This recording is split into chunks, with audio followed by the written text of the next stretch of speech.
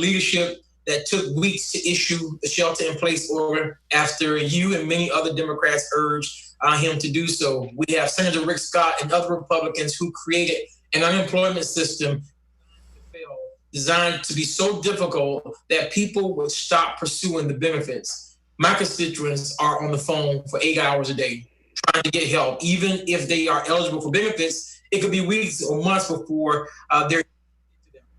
Meanwhile, those people can't pay for basic needs. We've had to halt evictions because people can't pay their rents. Across the state, we're hosting food distributions as thousands of people line up for free food. And my constituents are choosing between paying for food, paying their utilities, or paying for insulin. And that's why we need this conversation centering around the frontline workers, which are the people who are physically vulnerable to contracting this virus and economically vulnerable as well. The fact of the matter is that many communities of color do not have the wealth or luxury to stay home.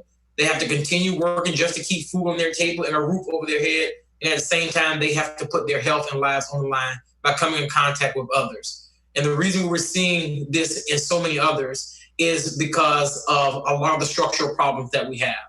And so this crisis is scary for many people, but I also feel that it offers us an opportunity to mirror and how we will respond as a country. And so that's why I'm happy that we have this conversation today. I'm happy to be on with Vice President Biden and Vice President Biden as a supporter and as someone who genuinely know for a fact where your heart is. I am looking forward to this conversation. And it's off to you, Vice President Biden. Welcome. Well, thank you very much. It's good seeing you again. I wish we were doing this in person. And your characterization of what's happened is absolutely correct, particularly the actions of your governor, the fact that this president has not had any sense of empathy or concern. And there's just a lot going on. Look, I want to thank everyone on this program, this town hall we're having here, roundtable, for taking the time to speak to me today. You know, and Representative Jones, you've been helping moderate this discussion today, and I want you to, I want this to be a conversation. I want to hear stories because you've been out there in the front lines of this pandemic. You've been the one with your fellow Americans in the hour of need are there for people. And I know the people that we're going to be talking to have been pushed to their limits. So I just want to start by saying how proud I am of all of you on this roundtable, for all the essential workers who are literally carrying our nation on their backs through this crisis. You know, our country is too often taken you for granted, and the work you've done for granted. When's the last time someone walked out and thanked you for what you do? And you're going, you know, you guys are moving really fast, and you have to. But, you know, it's time we as a nation thought about how much we depend on our grocery store clerks, our bus drivers, our transit workers. These are the folks who keep the food supply going and secure. These are the custodial and cleaning crews that make things are safe and clean. And so many more people out there that we never pay attention to. When was the last time people took the time to look you in the eye and say, thank you. Thank you for what you're doing. Thank you for what you're doing. But you know, we're seeing it clearly now. We're seeing it as clear as day. We're lost without you. And it's not an exaggeration. We're lost without all of you. All across the nation. It's so often our lowest paid workers who have to step up during this crisis and crisis like this. You're putting yourselves in the line every single day, and you're sacrificing so much under dire circumstances to do your job, and you're doing it for not just yourself, for all of us. And you're essential to our society in times of crisis and beyond, and you deserve not just our thanks, but our respect. You deserve a safe workplace and fair pay. You deserve personal protective equipment, including gloves and masks that enables you to do your job as safely as possible. You deserve to have the appropriate space between you and your coworkers and the ability to wash your hands frequently. You know, we're seeing during this crisis just why it is so important for American workers to belong to unions, so that they have someone to fight for them and with them, putting your interest first, standing up for workplace safety and the needs of every business to make sure that workers are protected against infectious disease. You deserve a government that's working hard for you, and you are as hard as you're working for us. You know, the government that not only sets but enforces worker safety standards. A government that ensures everyone has the option of paid sick leave. A government that provides universal access to affordable, high-quality health care, which this guy's not doing at all. Not one that tries to just rip your health protections away like he's trying to do now by getting rid of Obamacare for folks who need it now more than ever.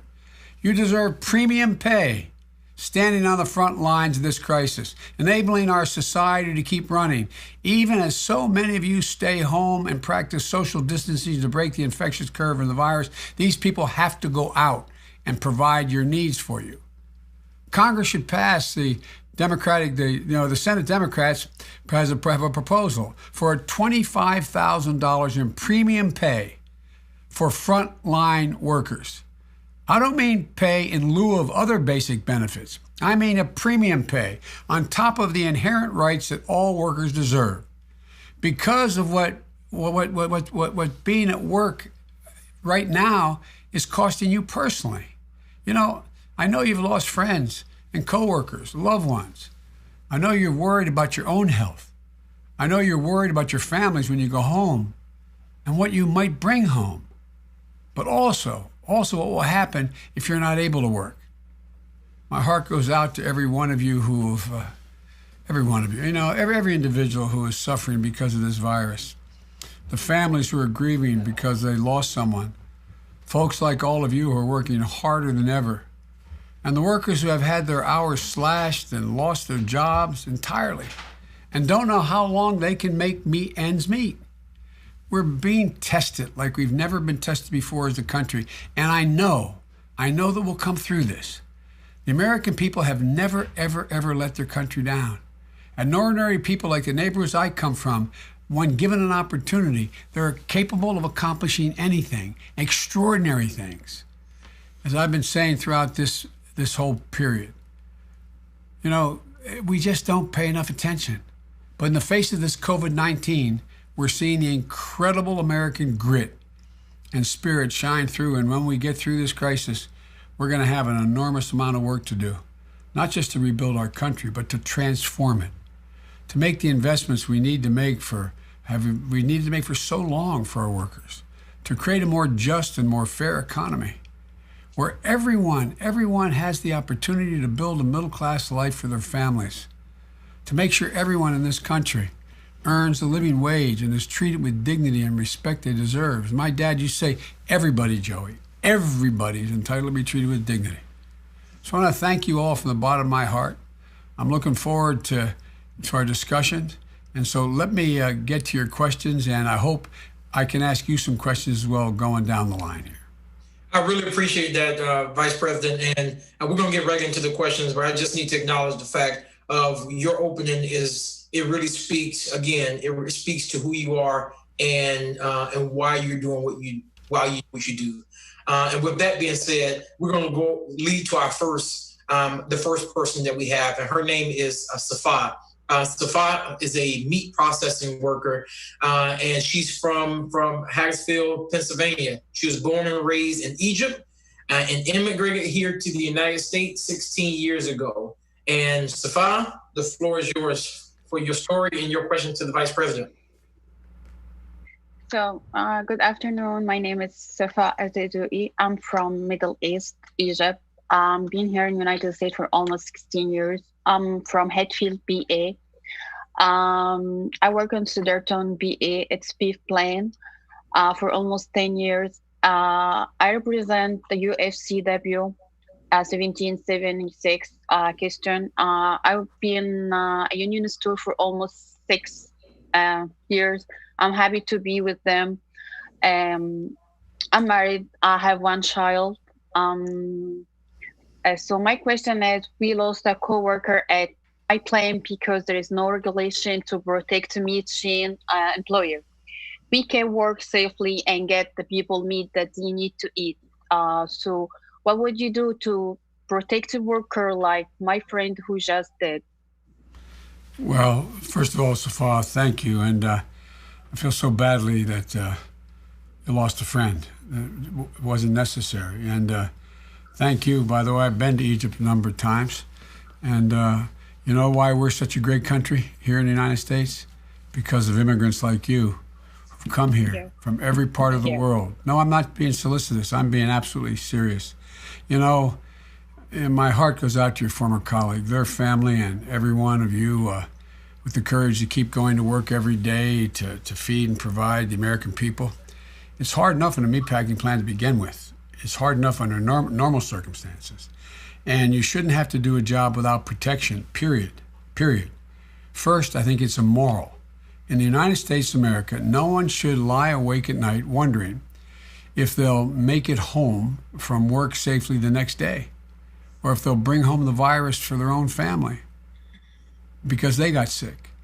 It's unconscionable that this administration has failed to enforce the health and safety standards for workers like you all over America. Second point I'd make, it's illogical. It makes no sense not to protect you and your co-workers, even the people who didn't even know what you did before, even the people who never even think about where their food comes from or their meat or how it works, even those folks who live in ivory towers. If you get sick and the system breaks down, where are they going to get their food? How will supplies get around? And they're just beginning to realize that. Now, it's in the whole nation's direct interest to keep you healthy and safe. Back during the H1N1 epidemic, we had OSHA, occupational safety operation that's supposed to be available all across these workplaces, and the CDC, the Center for Disease Control. We had them and our administration issue detailed guidelines for how employers should protect their workers. Then OSHA's enforced the law based on those guidelines. But Trump's Labor Department has completely failed to protect workers during this pandemic. I know unions and worker advocates aren't happy with how vague the OSHA standard is. We had trouble getting it even done, and until this week, there wasn't even enforcing these guidelines. Still today, OSHA's not specifying which rules employees must follow or how to keep their workers safe and healthy. Number one, OSHA should immediately enforce current guidelines across all employers with significant risk of exposure, like grocery store workers, meat processing plants, to make sure every employer has a clear plan to keep workers safe from the COVID virus and is acting that way. The second thing is this federal agency, OSHA, should immediately increase the number of investigators it has to go into these workplaces and look and see whether or not the standards are being kept. Enforce the law. They don't have enough people even checking. And I've been calling for that throughout since I decided to run. OSHA should immediately release and enforce more specific, quote, emergency temporary standards that requires employers to guard against infectious diseases like COVID-19. It's all within their capacity to do it. So that is the first most important thing we should be doing, because you should not have to go into work tomorrow or whenever you go back and have to worry whether or not you're standing too close to someone, whether or not there's no protective mask you have, whether or not the whole range of things. The employer should be forced, as a matter of law, to provide for your protection. If that means slowing down the line, it means slowing down the line. If that means separating people further apart, putting plastic shields between them, that's what it requires. Your health is critical. Because again, it's not just morally right thing to do. If something happens to your team, then guess what happens? There is no food. There is no meat. Just like if we don't protect our nurses, there's no one to take care of us. You're critical in the chain, and we got to get about doing it. Thank you. Thank you, Vice President, and thank you so much, Safa. Mr. Vice President, the next person that we have Another one of our bold frontline workers is Mr. Jerry Brown, who is a paratransit driver. Jerry is from Grand Rapids, Michigan, and he's a member and chief shop steward of ATU Local 836. Jerry has been a paratransit driver for 20 years and has 4 children. Jerry, the floor is yours. Good afternoon, Vice President Biden. I'd like to first thank you for your presence here today and for doing all that you do. As stated, I am a paratransit driver, bus driver here in Grand Rapids, Michigan. I've been bus driver for 20 years. I am a father of 4, married, 4 children, and the people that I transport are people that I've grown up with, people that I've known most of my life. And the same goes for a lot of my coworkers. So we understand the importance of what we do and that we are essential. So we would like to do our part. We're here to do our part, but we want to be as safe as possible in doing so. Of course, we don't want to get infected with COVID-19, but the biggest fear is that we will infect one of our loved ones. Exactly. And also our passengers, because these are people that we have known for years. Even if we didn't know them before we started driving, we've gotten to know them over the years. And so we wouldn't want to be responsible for infecting one of our passengers either. The part of the service that I'm a part of, the paratransit side, we transport disabled and senior citizens here in our community. Most of them have underlying conditions, and that makes them a big risk of potentially passing from this COVID-19. So that's a concern for us. It's a concern for fixed route drivers as well, because the same applies for them. A lot of them have grown up here in the Grand Rapids area, and they're transporting the passengers that have to get to the doctor's office, to the grocery store, and they're even transporting some of the other essential workers that have to get where they need to be so that they can do their job as well. We not too long ago, a couple of weeks ago, lost one of our brothers here in the Detroit area, which is only a couple of hours away from where we live. That's a sad thing, and it's a scary thing because it really hits home. Here in Michigan, we are one of the states that's been hit hardest by this virus. So we understand that it's real here. So my question to you is, getting the access to the PPE in the transit industry has been an issue for quite a while now, since the beginning of this thing. What would you do as president to make sure that us critical workers have the protections that we need? Well, Chair, I'm sorry about the loss of a fellow driver. But look, let me start off by saying that, as you probably know, because you guys have supported me my whole career, back in the old days when I was trying to work my way through law school, I drove a bus. I drove a school bus. And all I can imagine, I think about it now, imagine if schools were still open and I was back there going through the same thing and had a school bus. Kids getting on the bus, sitting next to each other, walking by me, reaching out, people in your case, and lots of times you're going back and helping people. You're helping people get on the bus sometimes, and you know them and you see them and you understand the fear and concerns they have. And so my prayers are with you and all your coworkers, your families and friends, and then, Jason Hardgrove, you referred to, is a heartbreaking example of the courage and selflessness that you and your colleagues show every single day to literally keep the country running. Because one of the things you said, that, you know, the very people I just talked to and we'll talk to in the rest of this roundtable, they got to get to work. They don't always have a vehicle to get to work. And particularly people who are in circumstances and communities where they come from jobs that don't pay a whole lot. Access to automobiles to get to their place of work is also hard to get. So, but Jason should have never been left to fend for himself and his own to sacrifice his life for his job. It's a failure of leadership from the president. See, look, cities and states across the country have been trying to scrape together all they could find to protect frontline workers. But they need federal support to do that. This is a human crisis above all, but it's also a failure of supply, logistics, and distribution. One of our most sacred duties as a nation is to equip our troops when we send them into battle, care for them when they come home, and equip them. We're in a war.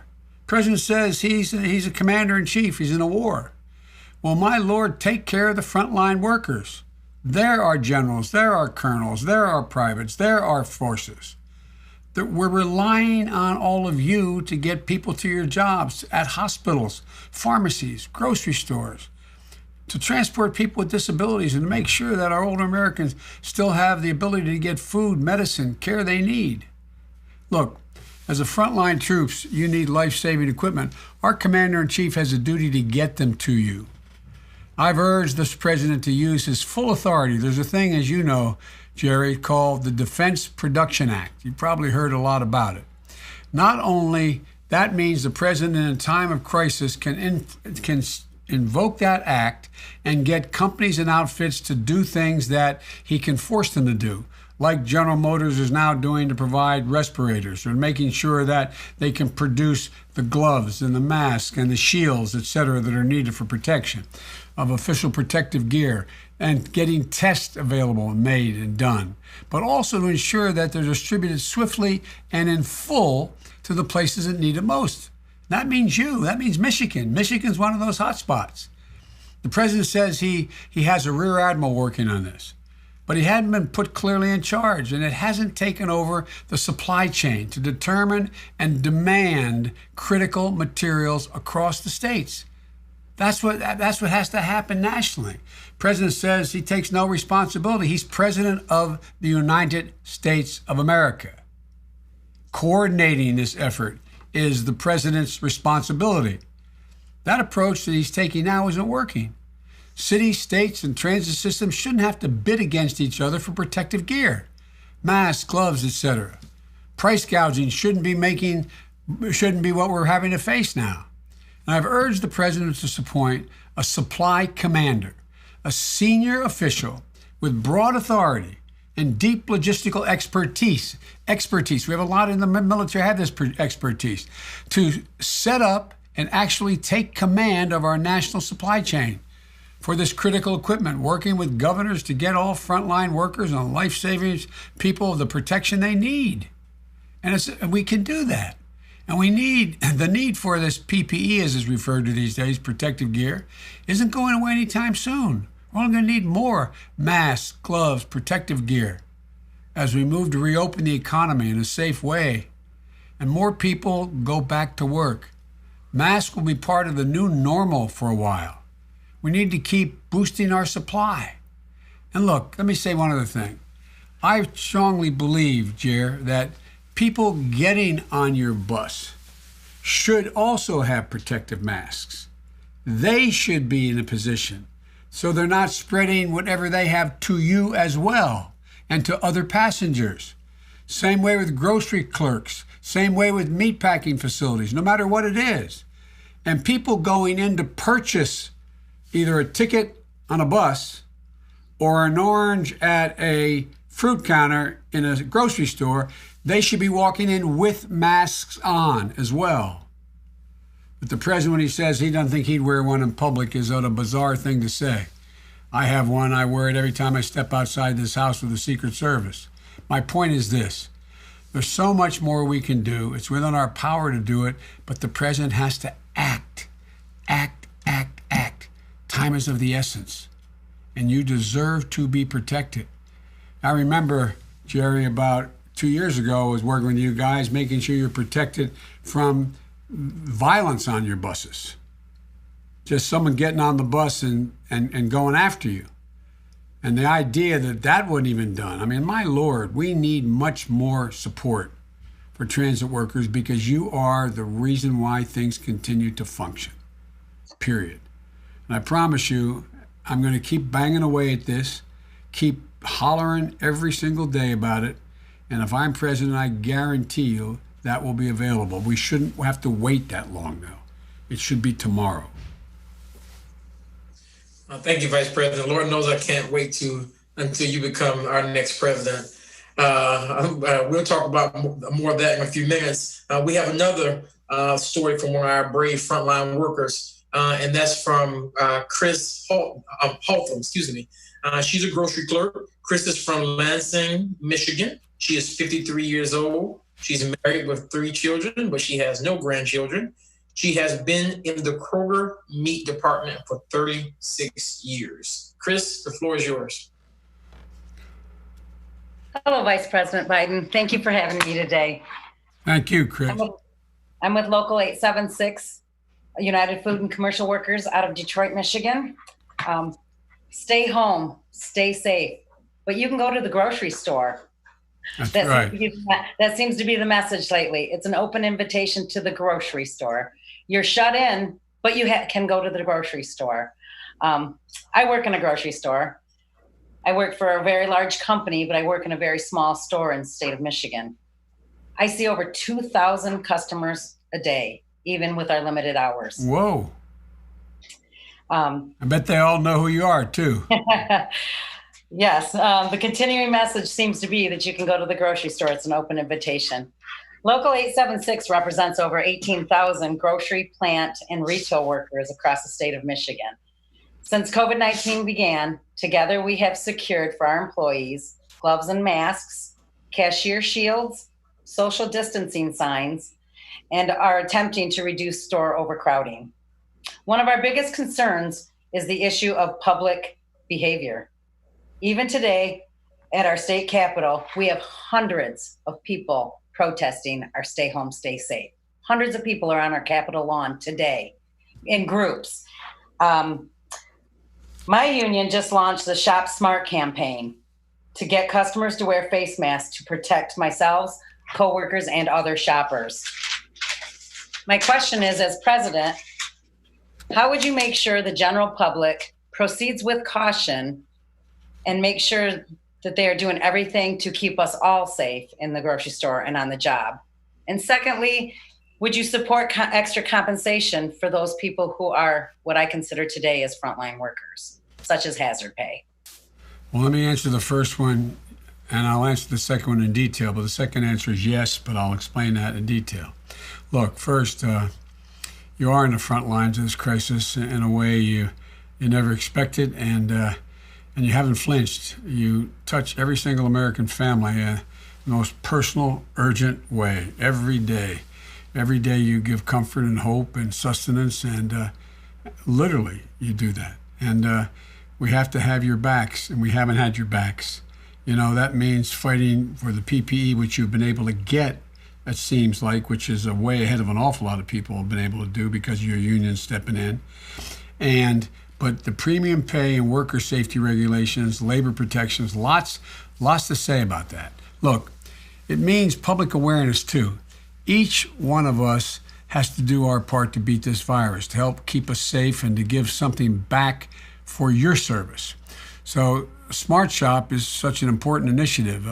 Another example of why unions are so essential. But you shouldn't have to do it on your own.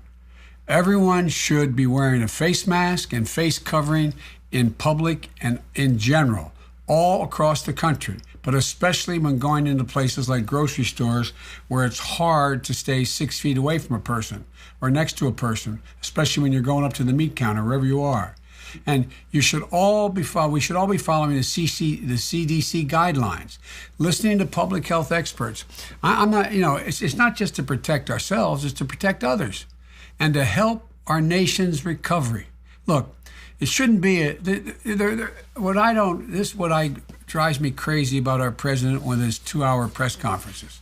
There should be a unified message from all of our leaders. America, in times of crisis, they step up. Every single one of us do our part. And part of the power of the presidency is the pulpit, the bully pulpit he has, the power to set an example. And as president, I'll restore respect for science, data, truth, keep the country and American workers safe. This guy is the way he talks about it. It's like there's going to be a miracle tomorrow. Everything's going to be fine. I'm not going to wear a mask in public. I mean, look, meanwhile, we have a moral duty to get you the PPE, paid sick leave, health care, and premium pay you deserve. Because look, it's true that's been true for a long time. We haven't been able to get it done. But it's especially important now. Congress provided 2 weeks of emergency paid leave in this most recent relief bill, but left out millions of workers, including those at big supermarket chains and companies like Amazon, Walmart, and Target. We need more. I've called for up to 12 weeks of paid sick leave, paid family leave, and medical leave for every worker.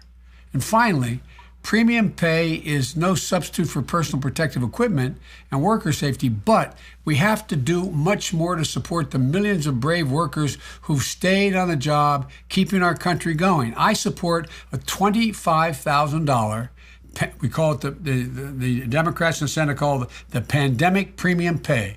That's an increased $25,000 for essential frontline workers that Senate Democrats have proposed.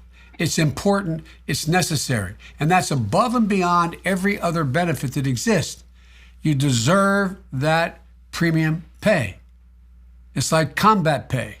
You deserve it, and it's necessary to make sure you're going to be whole at the end of this. And so I strongly support that. And look, one of the things that I admire about you is that your union is also making the case that the president should be making every single day. I wish he would stop talking and let the scientists speak. I don't walk out of this house without a mask on. I don't walk out in my yard to talk to the Secret Service without the mask on. It's critical. And when I get off this, I'm picking up my mask on the table there because there are people running this TV apparatus down here. We have an obligation. We have an obligation to be responsible. It's a little bit like saying you have a right to drive your automobile, but you can't go 90 miles an hour. Well, guess what? Why can't you go? Because people get killed. Well, the reason why you should have a mask on, those people should get off their state capital's lawn. Look at the states that haven't locked down. Look what's happening to them. More people are dying. More people are dying. More people are getting sick. And so I admire your persistence. I admire the fact that unions have been able to get the protective gear by and large that is needed in your particular circumstance. But we have to do more than that. We have to make sure they're made whole. And last point I want to make, and I'm sorry to go on so long, but I care a lot about this. I think that the vast majority of the American people who never thought about the value of unions have even been talked into over the years that unions are a problem. All of a sudden they're looking around and realizing, my Lord, the only reason I have a 40-hour week, the only reason I have sick leave, the only reason I have anything is because of American unions. I also think they're looking around now and saying, wait a minute, I never thought about for a second the person stacking that grocery shelf. I never thought about that woman behind the meat counter who's giving me my sliced turkey that I'm taking home to make sandwiches. I never thought about that before, but they now know. If all of you who do all this frontline work tomorrow said, I quit, this country shuts down, flat out shuts down. And now the people are realizing, hopefully, God willing, we can go and deal with these systemic problems that have existed so long in our society we've been unable to break through. A lot of us have been fighting this fight for a while, but I think people are now seeing sort of the blinders have been taken off their eyes. They're seeing exactly how important y'all are. Thank you so much, Vice President. And all of what you have said, and just listening to the stories from Safad, Jerry, and Chris, it speaks directly to what your theme is for your campaign, and that's the soul of the nation. And just understanding that, Vice President, even the individuals who just spoke, and so many others who won't have this opportunity to speak right now, but you all are speaking for them. You all are the soul of this nation. And Vice President, we have some questions that have come in from some of the viewers. One of the people who have asked a question, her name is Angela, and her question is, what will you do differently to ensure we are prepared for the next pandemic or epidemic? Well, there's a number of things that I would do. Number one, I would reinstate the office that existed in the White House when we left of a pandemic office. In other words, right inside the White House. We spent a lot of time with the Trump administration telling them what was going to happen, that these viruses weren't going away. They're going to come back. They're going to be there, and we should be prepared. And so, we find ourselves in a situation where I would, number one, reestablish that office. Secondly, we had a lot of people from the Center for Disease Control stationed overseas to get a out front look at what was coming to the United States of America in terms of further pandemics. We knew what happened with Ebola. We knew what happened with H1N1. We knew that this is not a unique circumstance, and so we got to be prepared to see what's happening abroad and what's happening at home, so we can act quickly. We have to we have an overwhelming obligation once this is over to make sure we have stockpiles of all the kind of equipment, the PPE we're talking about. We have to invest more money in dealing with pandemic research, dealing with viruses, dealing with studies relating to what these viruses are likely to be in the future. There's more than one coronavirus. This COVID-9 is one strain of that. And there's a lot of means we have to take now to make sure we have the testing capacity nationally to deal with what will be coming, not just what has already come. And I would consider, we were talking with my staff today and the docs that are working with me, former heads of the CDC and other organizations, and I have a conference call with them every morning that lasts about an hour to an hour and a half. And we're talking about the need to set up a pandemic office that in fact is looking ahead, and maybe even set up a cabinet position that is like after 9/11 we set up Homeland Security because we hadn't faced this concern about terrorism on the level that we found it. I think we have to look beyond, and we have to cooperate with the rest of the world instead of walking away, not helping the World Health Organization. Look, you can't build a wall to keep out a pandemic. You can't build a wall to keep a virus out. You've got to see when it's coming, and you got to be prepared to shut down. You got to be prepared to deal with it in a way that people are equipped to be able to be safe in the face of it. And so there's a whole range of things that, researchers now are racing for a new vaccine. And, we have a number of laboratories across the country, private laboratories and government laboratories. I think we should be pulling them together so there is one coordinated effort, all working together. A little like I did with the cancer research effort when we found that cancer docs didn't really work well with one another. They all were going their own separate route. We should be in a position to bring all these expertises together so we begin to focus on what needs to be done. There's a whole range of things that I think are necessary, but I think that it's going to have to be, we should be able to take advantage of this terrible crisis to make things a hell of a lot better for the next generation that's going to face this again and again and again, so that we don't have to face it the way we did this time. Thank you so much, Vice President. Vice President, we also have another question that has come from one of our viewers. Her name is Lisa. And she said, what would you say to our school children who are home now and miss their teachers and friends? She said, I'm a teacher and have students contacting me several times a day missing school.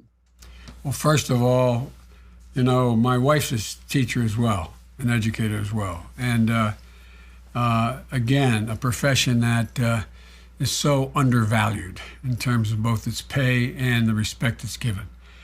You know, you talked, Rep, about whether or not I talked about when I ran, I wanted to restore the soul of America. We're seeing the soul of America now, and all the people we're talking about. For example, I have a very good friend who has worked with me for years in the White House and the Senate, and he lives now in South Carolina, almost on the North Carolina border. And he has 3 beautiful young girls, and one's in kindergarten. The young girl's teacher, kindergarten teacher, called all the students she had, the parents, and said, I'm going to be driving by your house at such and such a time. Be out in the driveway on your tricycle and wave to me and say hi and connect, etc. And he said how excited his daughter was. And he showed me a video of her riding by and saying, hi, honey, how are you doing, Finn? How you been? And it's just reaching out. It really matters to reach out to our students, to reach out to these kids who are confused, scared, and many of them being left behind because they don't have high-speed internet, they don't have computers, they don't have access to laptops. And this shows the difference between poor communities, minority communities, and majority white communities are better off. They're in the same classroom maybe, but the kids have a different experience dealing with this crisis. And so that's one of the reasons why I propose that we spend $20 billion on putting high-speed broadband to every part of the country. Not just for this, but this is a perfect example why it's so important, including telemedicine. And we have to improve our ability to be able to communicate, but make sure that they're not whole chunks of society that are left behind. You know, these are the people who, the teacher who's asked the question, knows that a lot of it just has to do with giving people some solace. And one of the other things that I think is important, and you may not think it's on point, but I bet the teacher does, is that, there's a lot of kids for whom this is going to have a psychological impact on them. And they already may be in a difficult circumstance to begin with. And so that's why I think we have to significantly increase, when we get back, the number of school psychologists and school nurses and social workers working with our teachers in our schools. And we have to provide significantly more access to mental health facilities available in these times of crises. But there's so much to talk about. I'm probably talking too long. Look, but here's the point. People that ask the questions today, and you as well, Rep, is you are the backbone of the country. It's not a joke. I want to thank you again for sharing your stories, for having this discussion with me, hearing directly from the people who are most impacted by this pandemic. Puts a sharp point on how intolerable Donald Trump's foot dragging and delays have been throughout this crisis. He's not responsible for the coronavirus, but he bears significant responsibility for the federal government's responding and the way it's responding. And it's painfully and increasingly clear that all he seems to do, he's unwilling to take responsibility. He said, no, that's not my fault. I don't take responsibility for any mistake he's made. He seems only focused on the politics of this, and he's not prioritizing workers. And he should stop talking about what he thinks and let the scientists speak. He's still not using all the authority he has under the federal law to make sure that healthcare workers and frontline workers, like the people on this round table, are getting the equipment, supplies they need. He's not directing OSHA to do everything it can and should to protect workers from infectious disease and be in the workplace to check it out. He's not doing enough to help governors and mayors who are leading this response. He's not bringing this country together. He likes to say he's the wartime president. Well, he needs to be able to step up and act like one. Not harangue the press for hours on end while people are dying, your friends and coworkers are dying, our family members and friends and neighbors are dying, while Trump is having a temper tantrums about his authority over whether he wants, whatever he wants as president. He said, he's the boss. Well, have we heard him offer anything that approaches a sincere expression of empathy for the people who are hurting? Have we seen any sign that he grasps just how hard it will be for people to recover from this, not just economically, but physically and emotionally as well? I don't think this is appropriate conduct for a president. And I hope that your stories and your bravery get to him, really help point out, make the point about the people who are making the sacrifices. American workers are the heart and soul of this country. The heart and soul, people like my dad. They're the ones who built this country. You're the ones that are keeping it safe for our children. We'd not survive without you, and that's not hyperbole. We're seeing the truth of that right now. So thank you. Thank you for everything that you're doing for our country, for your neighbors, for your friends, and for people you don't even know. If there's anything I can do to be helpful in the coming days and months, please don't hesitate to reach out. And I really mean that. I hope that each of you and all of your families are staying safe and healthy in these difficult days, because we need you badly. And I promise you, what I start off, the way I look at every problem is, how does it affect my neighborhood? How does it affect my family? How does it affect your family? How does it affect the people I grew up with every single day? This is about us. It's not about an individual, it's about all of us. And folks, I hope we're realizing that the core and basic instincts of the American people are decent and honorable.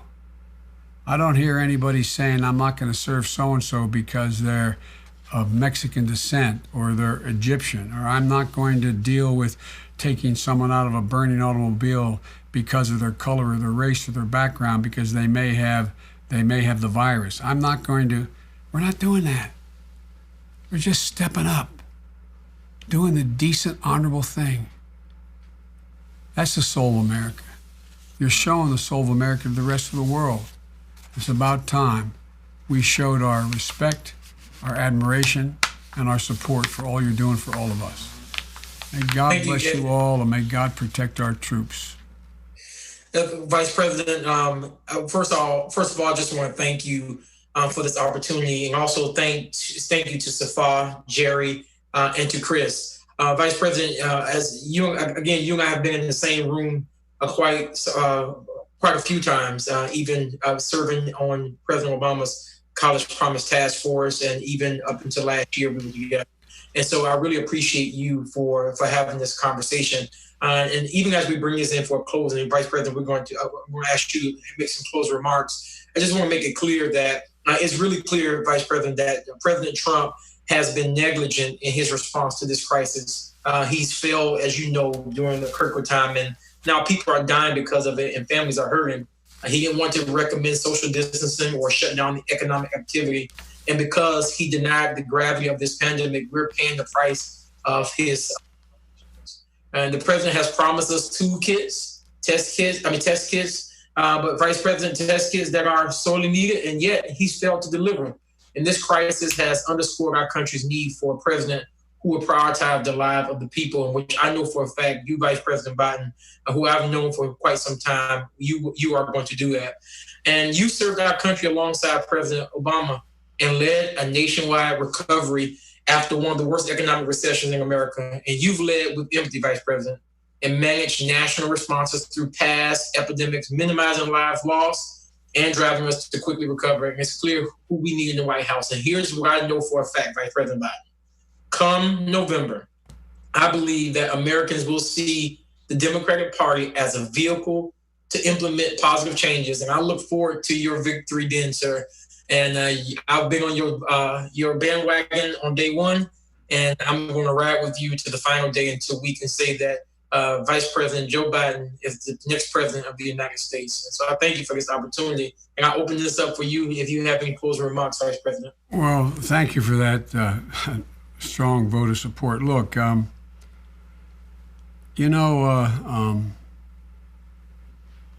don't like spending time talking about what President Trump has not done.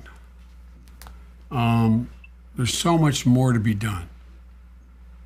My hope, my prayer is that he understands that in the midst of a pandemic like this, it's never a problem acting quickly. It's only when you act too slowly. It's not a problem listening to science. It's only when you don't listen to it.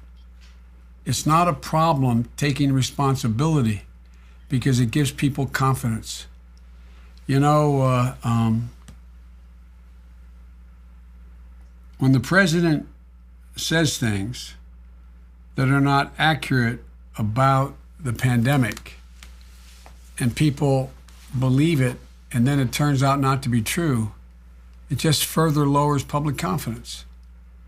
And the American people need to have confidence right now and to know what the path is. And it's hard to figure out what this path is all the way down the road. When can we open? Under what circumstance? In what way? There's so much we have to traverse.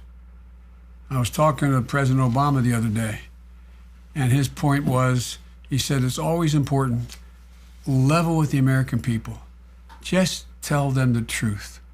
Tell them what you know and what you don't know and what you think we're going to have to do. They're strong, they're courageous, they're brave, and they're willing to do whatever needs to be done to get through it. But they need to have confidence that you're telling them all that you know and you're laying out the facts. That's the most important thing. We got a lot to overcome. We've always done it. The American people have never, ever, ever, ever, ever let their country down, given half a chance. I mean, never, never in our history. And they won't now. We got to level with them, though. So I just hope the president has learned the lessons. We all make mistakes. Learn the lessons how he started off this whole thing and begins to act in a way now that's different than he's acted in the past 6 months. So thank you very much, Rep. I hope I get to see you soon. Hope it's in person. But again, I want to thank all the participants. It really matters, and thank you for sharing your stories. I hope other Thank you so much. Thank you, Vice President. And for all of our listeners, thank you all so much. You can follow Joe Biden at facebook.com/Joe Biden, Twitter at Joe Biden, and website at joebiden.com. Or you can also text United to 30330 to join Team Joe. Thank you so much, Vice President. Well, thank you very much.